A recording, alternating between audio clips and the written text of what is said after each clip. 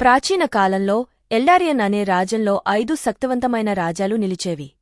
అవి అగ్ని, నీరు, భూమి, గాలి మరియు కాంతి అనే మూలక శక్తులను ప్రతిబింబించేవి. శతాబ్దాలుగా అవి ఒక నాజుకైన శాంతిలో జీవించాయి. కాని ఒక పురాతన ప్రవచనం భవిష్యత్తులో కలిగే విపత్తును హెచ్చరించింది. మరచిపోయిన రాజు మేల్కొన్నప్పుడు చీకటి విస్తరించి రాజ్యాలన్నీ నాశనమవుతాయి. కాని అవి కలిసికట్టుగా నిలిస్తే మాత్రమే ఈ అంధకారాన్ని ఓడించగలవు. నారేటర్: అయితే ఇప్పుడు ఆ చీకటి మళ్లీ పైకి వస్తోంది. షాడో అబిస్లో శతాబ్దాలుగా ముద్రించబడిన మరచిపోయిన రాజు మేల్కొంటున్నాడు. ఆకాశంలో విచిత్ర సూచనలు కనబడుతున్నాయి. నదులు నలుపుగా మారుతున్నాయి. పర్వతాలు కంపిస్తున్నాయి. మరియు ఆకాశం నుండి అగ్ని కురుస్తోంది. రాజులు కలుసుకున్నారు. రాజ్యాల మండలి ఏర్పాటు అయింది. కాని ఒకరికొకరు విశ్వాసం లేకుండా పోయింది. గర్వం, ఆశ, శక్తిదాహం ఇవన్నీ ఐక్యతను చీల్చివేశాయి. రాజ్యాల మధ్య భయంకర యుద్ధం ప్రారంభమైంది. ఈ అల్లకల్లోలంలో ఒక యువ యోధుడు కయేల్ ఒక మహారహస్యాన్ని కనుగొన్నాడు. అతనికి 2 రాజ్యాల వారసత్వం ఉంది, ఇగ్నిస్ మరియు జల. అతనికి దొరికింది ఒక ప్రాచీన కిరీటం, ఏల్తార్ కిరీటం.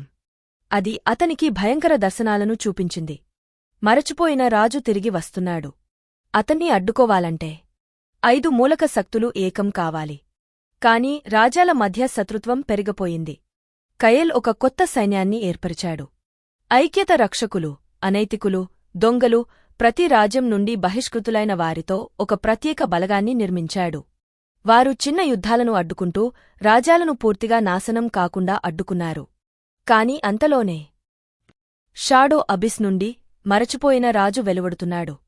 అతను చీకటిలో చుట్టబడి నిషేధిత మాయను చేతబట్టి రాజ్యాలపై తన ప్రతాపాన్ని చూపుతున్నాడు. ఇప్పుడు కయేల్ చివరి పోరాటానికి సిద్ధమయ్యాడు. ఏల్తార్ కిరీటం శక్తిని ఉపయోగించి అతను 5 మూలక శక్తులను తనలో సమీకరించుకున్నాడు. అగ్ని అతని ఖడ్గంగా మారింది. నీరు అతని చుట్టూ రక్షణగా ప్రవహిస్తోంది. గాలులు అతనికి వేగాన్ని ఇచ్చాయి. భూమి అతనికి అడ్డుగా నిలిచింది. కాంతి అతని మార్గాన్ని వెలిగించింది. కయేల్ మరియు మరచిపోయిన రాజు మధ్య తుఫాను లాంటి యుద్ధం జరిగింది. ఆకాశం కంపించిపోయింది. భూమి తడబడింది. చివరికి కయేల్ అతని శాపగ్రస్త కిరీటాన్ని ధ్వంసం చేశాడు. చీకటి శాశ్వతంగా మాయమైంది. రాజ్యాలు తమ గర్వాన్ని విడిచిపెట్టి కయేల్ను కొత్త ఉన్నత రాజుగా అంగీకరించాయి. ఐక్యతతో రాజ్యాలు తిరిగి వర్ధిల్లాయి.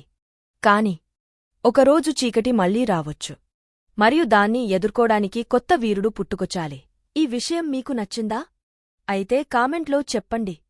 మరింత ఆసక్తికరమైన విషయాలు తెలుసుకోవాలంటే మా ఆల్ ఇన్ వన్ ఛానల్ని సబ్స్క్రైబ్ చేసుకోండి.